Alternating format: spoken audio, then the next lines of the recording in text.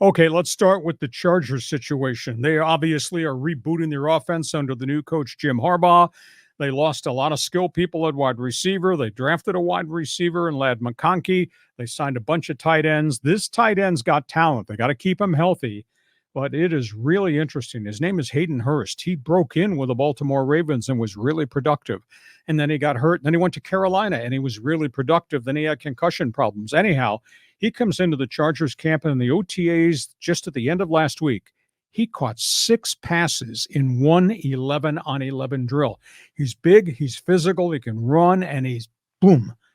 They may have found something in Hayden Hurst if they can keep him on the field. So that's the Charger update.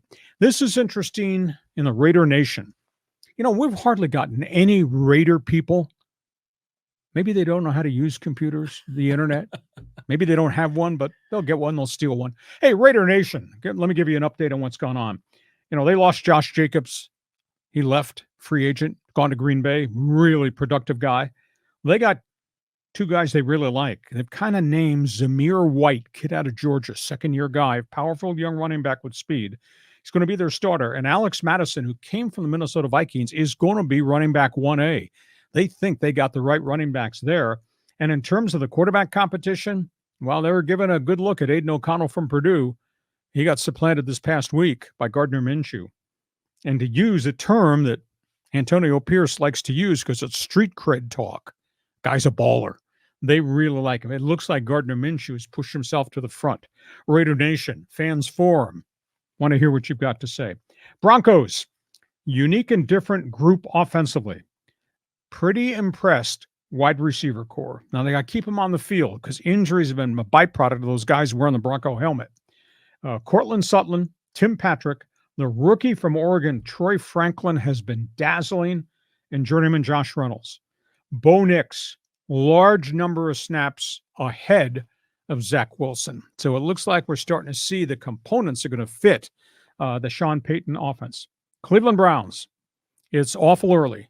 They paid a hell of a price, gave a guaranteed contract to Deshaun Watson that upset everybody. Watson's only practicing every other day. And now we're about to go to the veterans minicamp. He's not throwing at all in the 11-on-11s. He had the severe shoulder injury. Not sure what to read into that. Are they protecting him? Are they babysitting him? Or is it an issue that he's not ready to play on a regular basis? Nick Chubb, running back, major knee surgery, second of his career, totally healthy. And they made some trades in the offseason to get help. They got Amari Cooper, had an unbelievable season.